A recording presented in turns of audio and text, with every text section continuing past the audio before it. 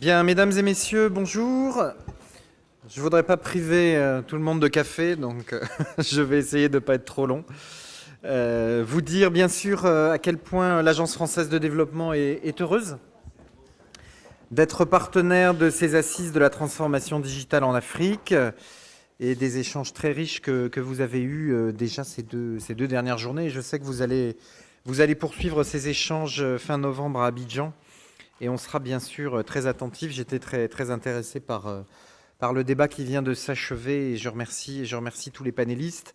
Vous l'avez dit, hein, l'Agence française de développement, vous nous connaissez, je pense un peu. On est l'opérateur de la politique française de développement, 600 projets par an, 85 agences dans le monde. On intervient maintenant dans plus de 100 pays. Depuis 75 ans, on est la plus vieille institution de développement du monde, 3 ans avant la Banque mondiale. Et on est, vous le savez, engagé dans un beau parcours de croissance. J'en dirai peut-être un mot tout à l'heure, mais on doit augmenter notre activité de 60% d'ici à 2020. Et le président de la République, Emmanuel Macron, a pris des engagements renouvelés, renforcés en matière d'aide publique au développement, puisqu'il a annoncé que nous allions passer en 2022 à 0,55% du revenu national de notre pays en matière d'aide publique au développement. Donc c'est pas le mythique, c'est pas le 0,7% que certains pays, l'Allemagne, enfin certains pays ont atteint, mais c'est une augmentation. Nous sommes à 0,38 aujourd'hui, donc c'est une augmentation tout à fait significative.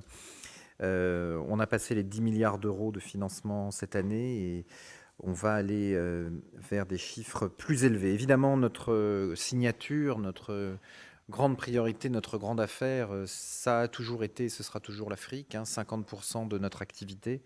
On a 500 personnes sur le terrain, 37 agences qui couvrent l'ensemble des pays du continent.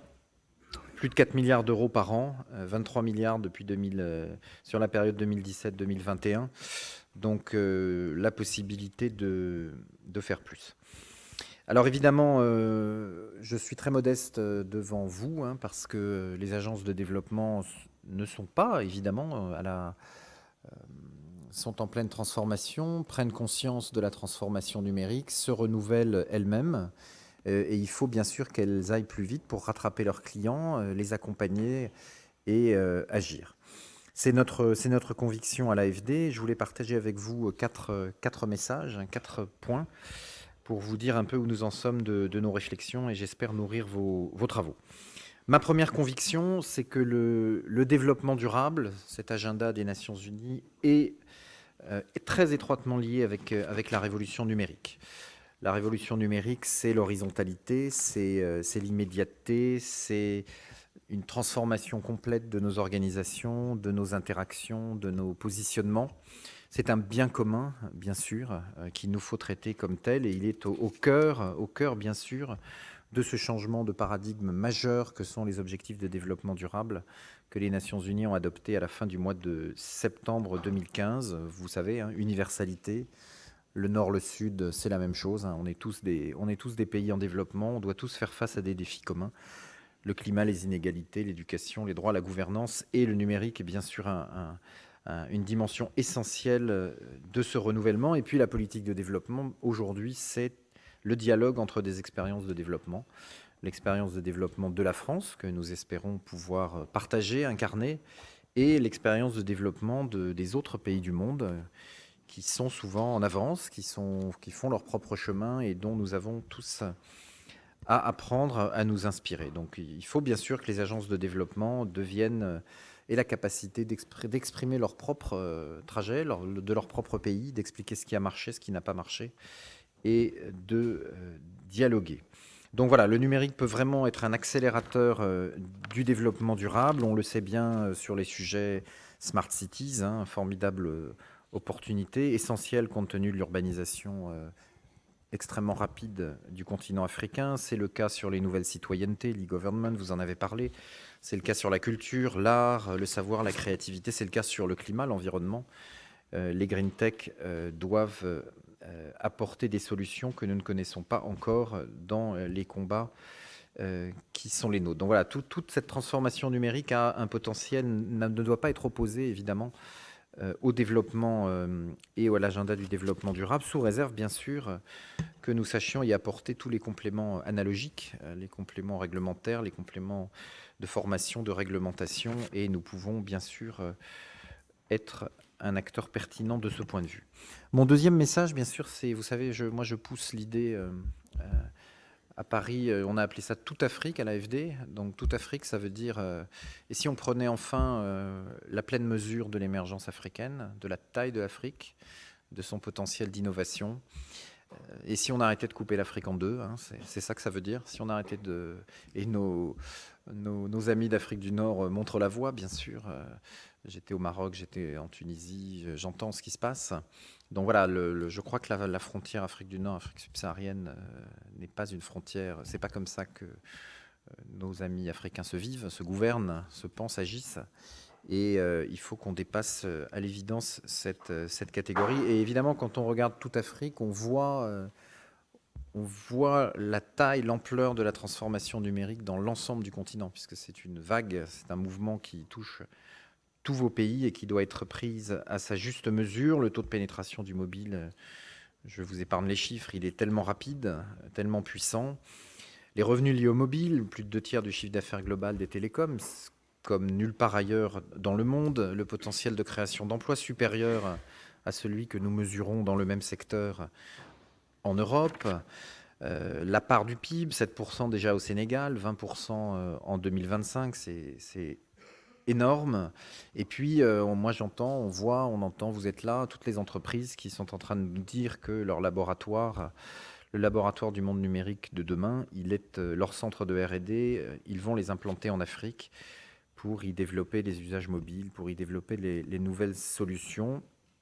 On dit que le numérique pourrait en 2025 ajouter 300 milliards de dollars par an à l'économie africaine, dont 75 milliards pour le seul commerce en ligne. Donc voilà, pour des agences de développement, c'est évidemment une réalité, une transformation, un potentiel aussi de croissance d'emploi à côté duquel il est évidemment impossible de passer. Et puis, encore une fois, dans cette nouvelle politique de développement dont j'essaie de vous tracer les termes, il faut absolument comprendre ce qui se passe en Afrique pour le ramener en France et en Europe. Parce que ce que vous êtes en train de faire, vos innovations, le mobile banking, l'e-santé, le leapfrog que vous êtes en train d'accomplir, il va rétroagir évidemment dans nos systèmes sociaux, économiques, institutionnels. Et nous serions bien imprévoyants, nous serions bien inattentifs si nous ne nous y attachions pas beaucoup de prix et de ressources et d'attention. Donc voilà, ce côté, ça marche dans les deux sens. C'est quelque chose de nouveau pour les agences de développement qui traditionnellement ne marchent que dans un sens. Moi, je veux que l'Agence française de développement marche dans les deux sens, et c'est bien ça le sens de notre partenariat.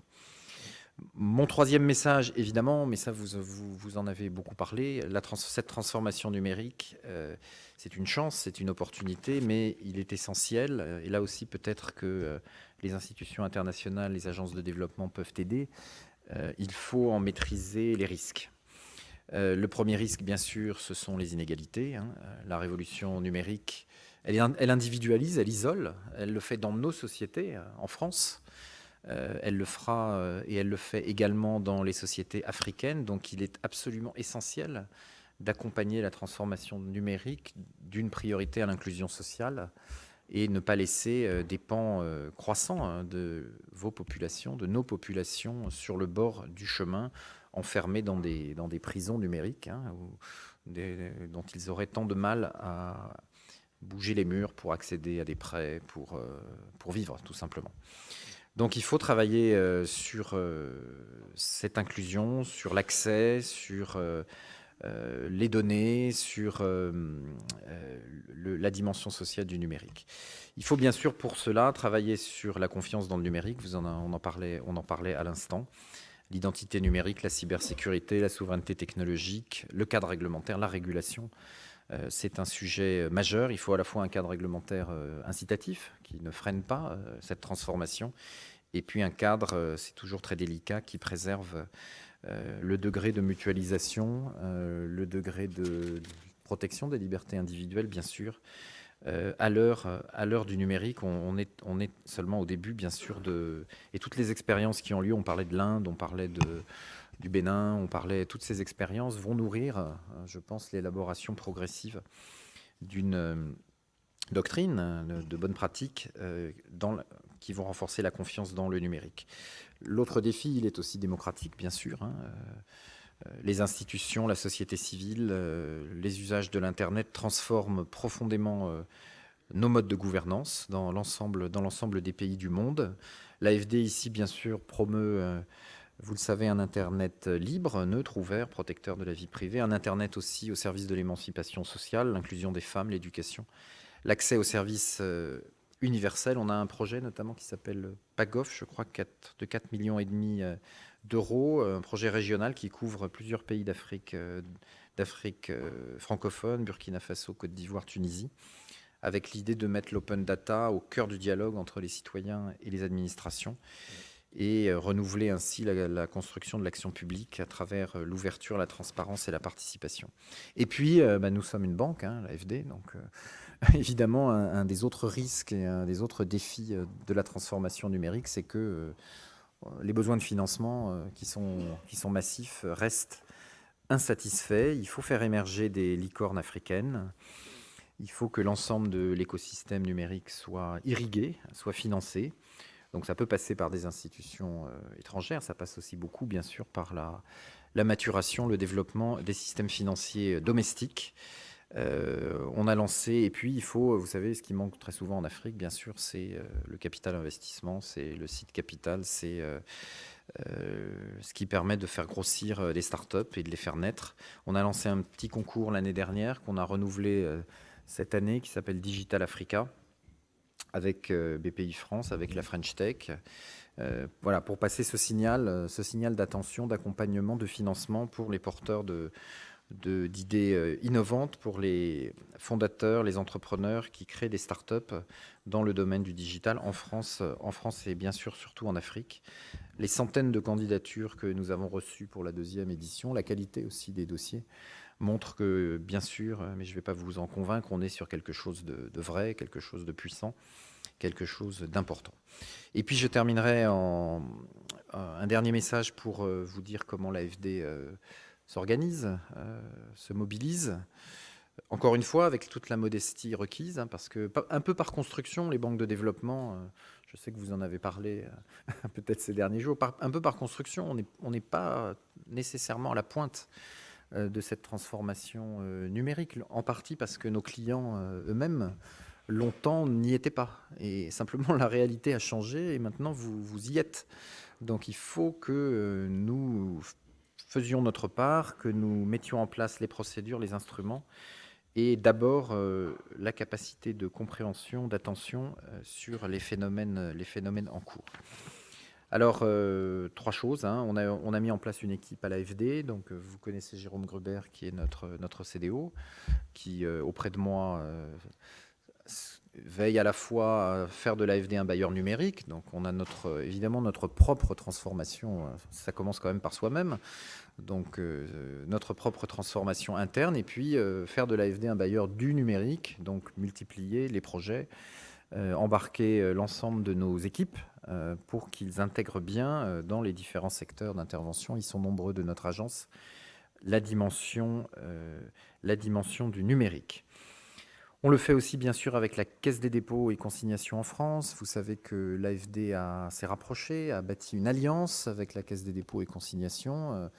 Distinguer l'international, le financement international et le financement domestique, ça n'a, dans le monde des objectifs de développement durable, ça n'a pas grand sens. Il faut absolument que les outils financiers travaillent en commun. Évidemment, le groupe Caisse des dépôts, sa maison mère, BPI France, a beaucoup d'expérience à partager. Et il faut que nous, AFD, on s'en nourrisse, bien sûr, et on soit aussi l'instrument qui permet de tourner le groupe Caisse des dépôts vers l'international et puisse nouer des liens plus forts, plus intenses, plus réguliers avec vous, avec les pays du Sud. Donc ça, c'est le travail de Jérôme, c'est le travail de notre équipe numérique, Rima Lecoguic, c'est le travail aussi de notre cellule innovation qu'on a créée au début de l'année, du mois de septembre récent, Jean-Marc Liger, qui n'aura pas que du numérique, mais qui va aussi embarquer la dimension numérique dans son travail. Et on réfléchit à beaucoup de choses avec la Caisse des dépôts dans cette dimension. Et puis le dernier point que je voulais faire, c'est on est une banque de développement, AFD avec Caisse des dépôts. Il faut que l'ensemble des banques de développement du monde se saisissent du sujet numérique. Elles le font toutes à des rythmes et à une vitesse probablement différente.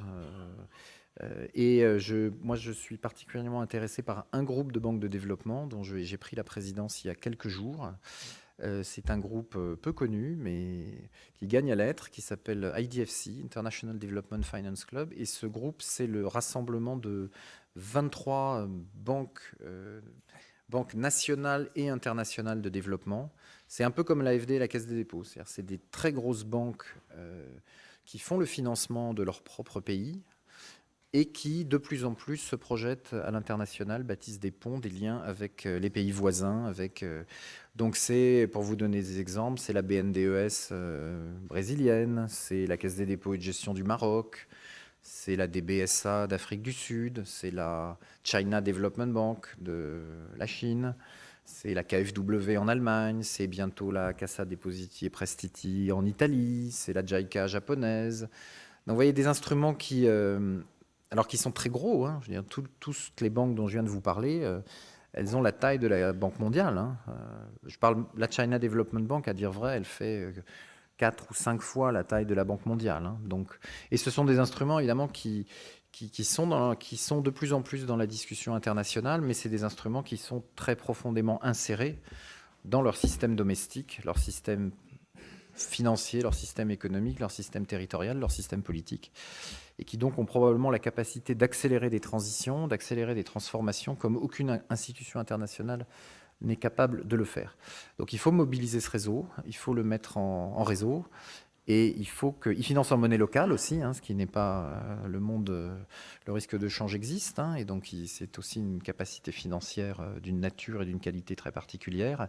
Il faut les amener tous le font, hein, mais essayer d'avancer au même rythme et avec la même ambition vers le financement de la transformation numérique et en libérer, en maîtrisant les risques, tout le potentiel de croissance, le potentiel d'inclusion sociale, le potentiel de création d'emplois, le potentiel d'innovation.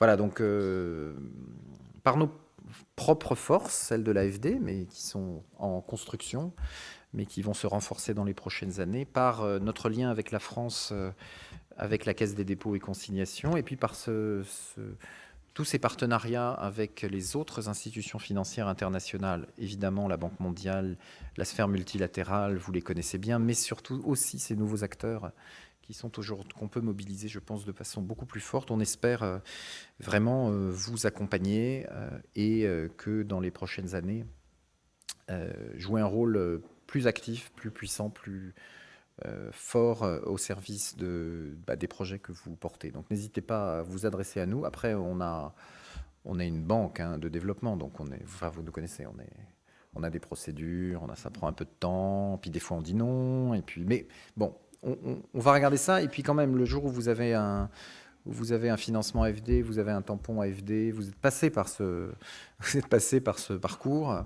ça vaut aussi quelque chose, au-delà même du financement que vous avez, et ça doit de plus en plus ouvrir les porteurs de projets, ouvrir tout cela à cette sphère du financement international du développement, de la lutte contre le changement climatique, qui va embarquer, j'en suis convaincu, de plus en plus les enjeux du numérique.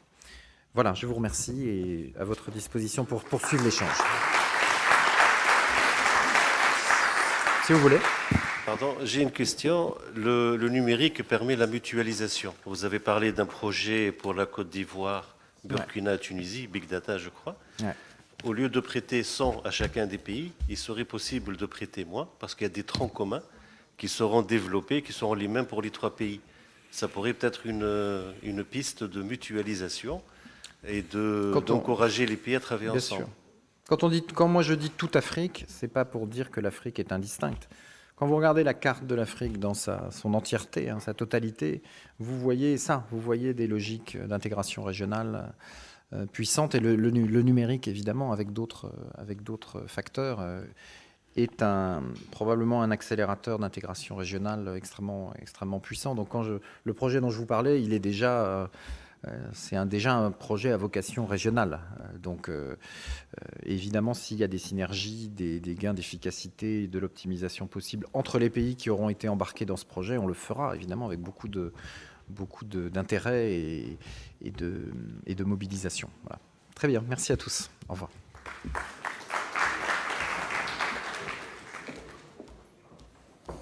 Alors, avant de poursuivre les débats sur la e-gouvernance et la cybersécurité, on vous propose une petite pause de 10 minutes.